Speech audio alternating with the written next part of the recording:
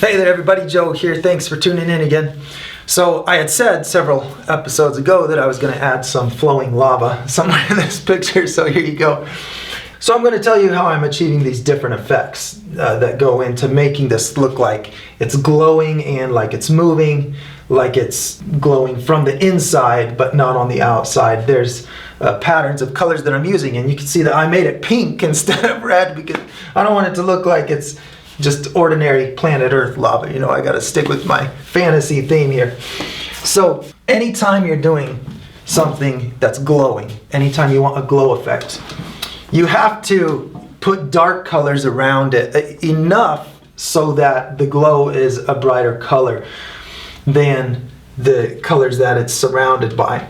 So I'm going to put some flowing out this way, and this is a dark color. I'm using magenta, common tint at a paint store, this magenta. I've used it a lot in this painting to get all of these pink colors. And so if I want something to glow, you can see I've added just white. I'm keeping this simple. All I added was white here. And then if I surround white with a color that I want the glow to be, then that's what makes that effect of it glowing, is my brightest color in the middle, then my most saturated color surrounds that, because there's not paint that is bright enough to represent what a natural glowing substance would be. The contrast is too much, so I have to use an illusion of just pure white to suggest that it's a really bright glow, and then add a colored halo around any area to say that it's glowing that color. It's not the brightest color that's the most saturated, it's the color that's around the glow. So if I want this to look like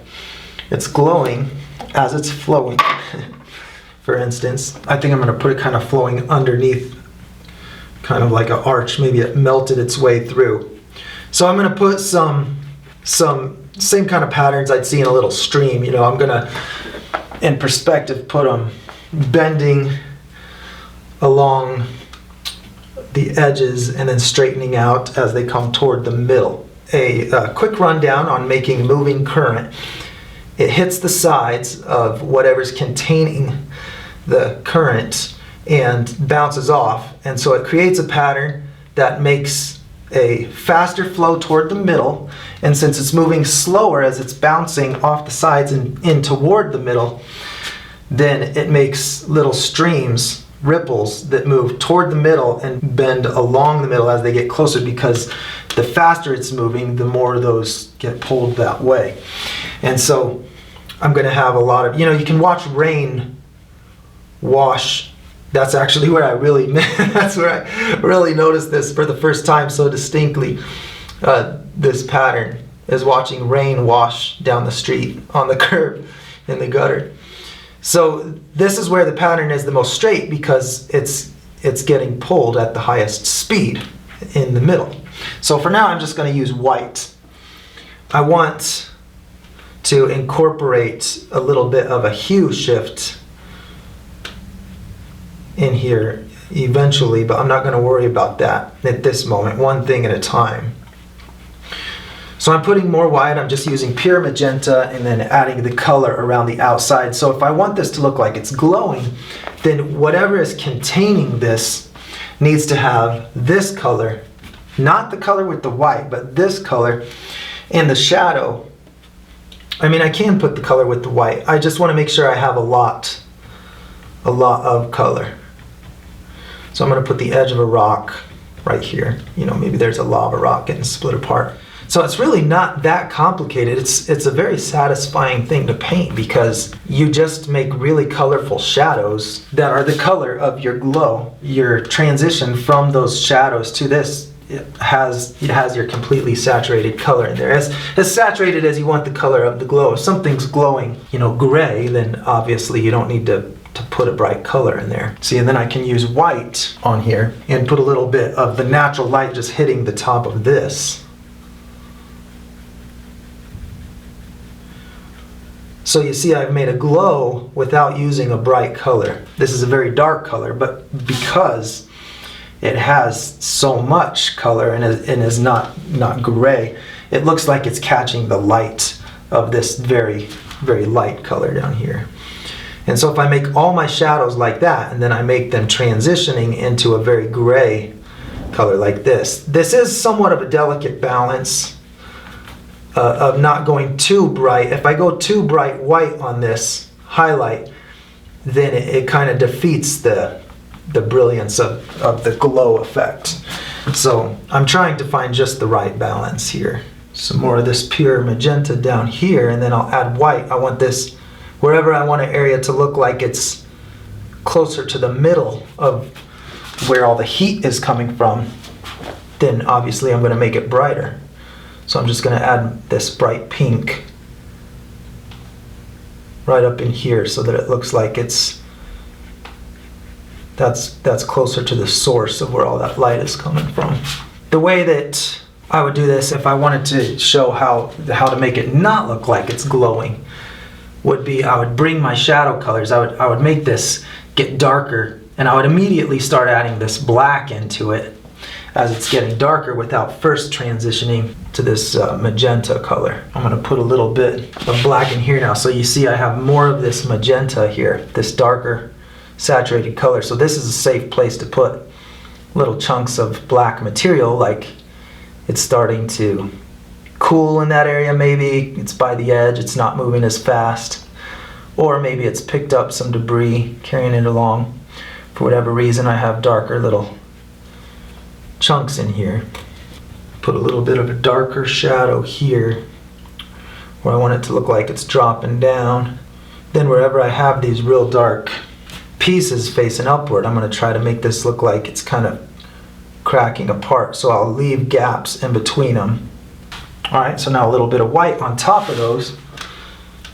Just a little bit, I think, will go a long way to look like just light from general upward direction, you know, just from whatever indirect light is in the trees and the sky coming from overhead. The key component of this is making sure that the color of this glow is at least a little bit brighter than the darkest shadows of my object to get this glowing from within look. I can't do it if I have, you know, if this is a lighter grayer color, then it's going to look weird. You know, that's going to look weird when I add the red. I'm just going to demonstrate for you so you can see that this is not going to look like a glow so much anymore if I put this lighter color here.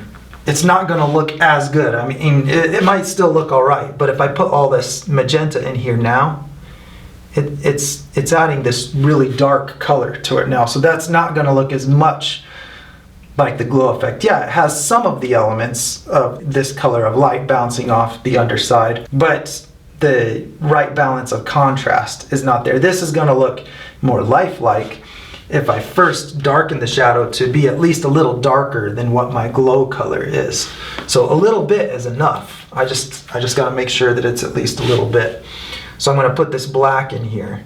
Now that it has this dark color, giving it, you know, the context of being a brighter glow. It's a glow, it needs to be brighter. I'm thinking it would be cool to make this spilling out into a slow moving. So now I'm thinking like oozing instead of flowing. Now I'm thinking oozing, or what do you call it when mud kind of flows out into like a pancake. I saw a lot of that as I was looking at pictures of lava flows. You know, I do always study pictures of the kind of thing that I want to paint before I paint it, so that I am kind of developing a library of patterns and images in my mind to help me along the way when I'm painting it from my imagination. So I don't feel like I'm exclusively working from my imagination when I do things. I build up the patterns and the understanding in my memory based on, you know, what I've seen, and then I use my imagination, because I find that any pictures I use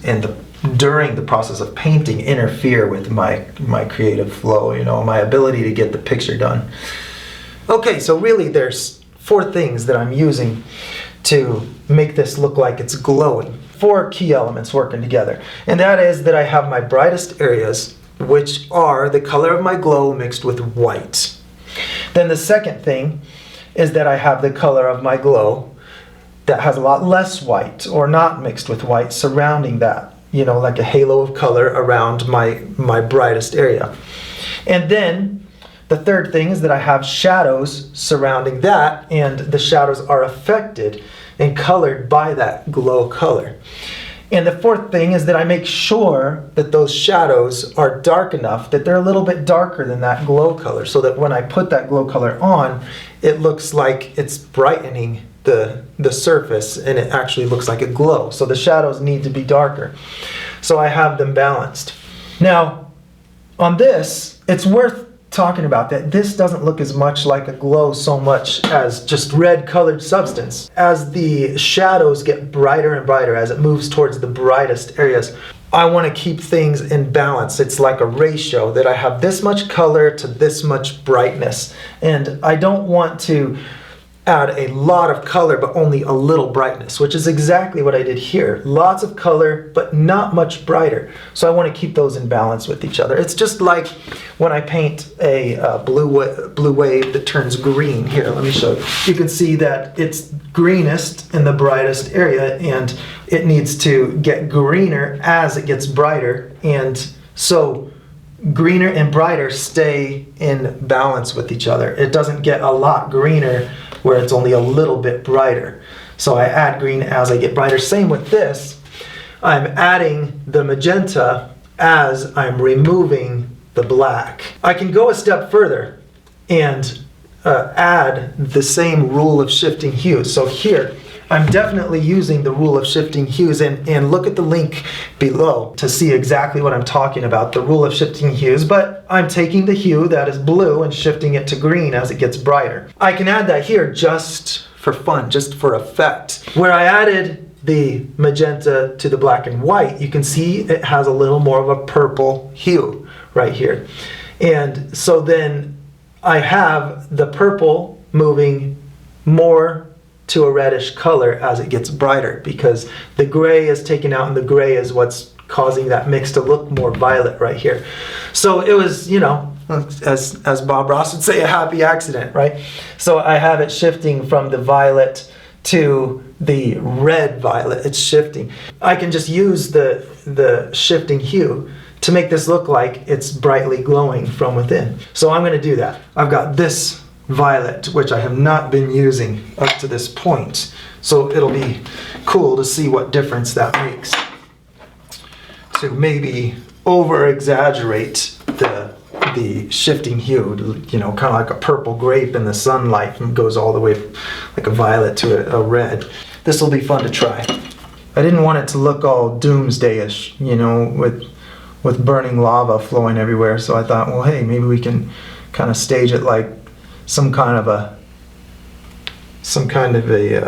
substance that just has a glow to it, maybe a low melting point, so that you know, this creature can just bask on it.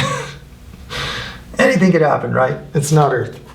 I think what's going to happen is it's going to look a lot more like translucent, like a substance that you can see through, even in its unmolten state. It's going to look like something a little more transparent, because I'm adding such a shift of the hue. It's going to suggest that this is more of a transparent substance. I like the way it looks when you kind of like I did up here, when it oozes out and leaves a big bubble-shaped end on it. So I'm going to paint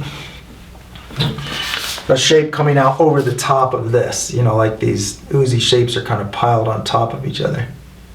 So I put that curve there so it looks like it's kind of mounding up here. And so my deepest spots are going to be the whitest spots. I want those to look like they're glowing the most. So in here, this is recessed, so I'll bring that up. A funny thing, this shape comes from where I saw it first. I found a rock. This is, you know, where I live, Flagstaff, Arizona. It's all volcanic. All of the soil is close to a volcano, and there's lava rocks everywhere. And I found a rock that was shaped like this. It oozed out of something, and it had 3 toes like an animal, and it was like covered over another rock. It was neat. So I've never found, you know, I get excited when I find unusual things like that. It's not like I see that every day. Maybe if I lived in Hawaii, it'd be different. It's time to read some comments on last week's video. Slew left a nice compliment and comment, and I went over to check out his channel. Super cool that you're doing art school in New York. Sounds like an adventure. Emanuela says, is it possible to have Italian subtitles? I wish it was. I really just don't know how to do that. You know, how many languages are there that I wish I had subtitles in? If anybody has any great ideas or wants to volunteer to take a video, put subtitles and repost it, I will let you do that. Manos GR says, great work on painting, even greater work on explaining. Thank you very much for that nice compliment. I do try to explain things very thoroughly. This comment is a reminder to me that helpfulness is always appreciated a lot more than talent. Shabnam Fazal says, hey, please paint a series of desert. Teach us how to paint a desert storm or sandstorm. That would be cool. Good idea here too. Lisa Bellinger. I think the beast should have a saddle on it for the girl. Great picture. Thank you very much. That is a good idea. Wendy Roberts left a very nice and lengthy comment. I won't read the whole thing. She says, mahalo from Hawaii. Awesome testimony of success here. Thank you for sharing that, Wendy. I would sure like to see that picture that you're talking about. So if it's possible for you to send me a link somewhere, I would love to see that. Thank you so much for the encouragement and for pointing others toward my videos. I just can't tell you how much that thrills me. Makes me feel very, very privileged. Arthur Moorhead has a good channel. He's a very talented guy. I cruised over and looked at that. He's mentioning a concept, answering my question back to him. Somewhat depends on the degree of detail, as there are 9 values when painting light and shadow. As in grisaille and trompe-l'oeil, it's more important. No. I actually don't even know what any of that is, but it sounds like you do. So I'm going to leave the explaining of those things to you because I honestly just don't know. Claude says, how would one create the illusion of iridescence? I got to look into that, but I have pondered the same thing looking at you know, water and oil on a parking lot, how it swirls. It always is in a rainbow pattern, but the rainbow just moves all around. So that baffles me. I mean, honestly, it's the most fascinating thing. You know, I did paint. I was copying a picture of a beetle, one of those beetles that has the big green iridescent back on it.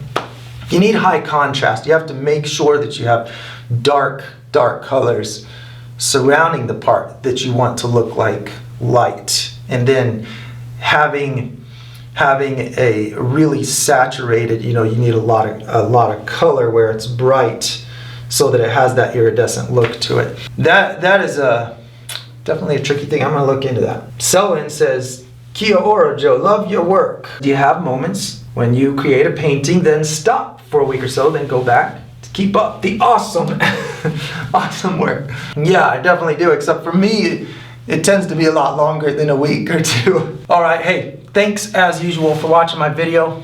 And I want to remind you that I would love it if you subscribe. If you like what you see here, I would like to show off for you again next week. I have videos for sale at muraljoe.com. You can go there and see my lengthier demonstrations, more explanation, more demonstration, a lot of basic concepts for doing, you know, the landscape mural, underwater, beach scenes. And hey, I'm loving all of the posts out there, the projects that you guys are working on. Post them at Mural Joe, and we'll see if we can put some of them up on the screen during these videos. I'm having a great time seeing all the different paintings that are popping up out there. So thanks for continuing to do that, making these videos that we make seem like they matter. They matter a lot more when your work is included. So thanks for doing that. All right, I look forward to seeing you next week.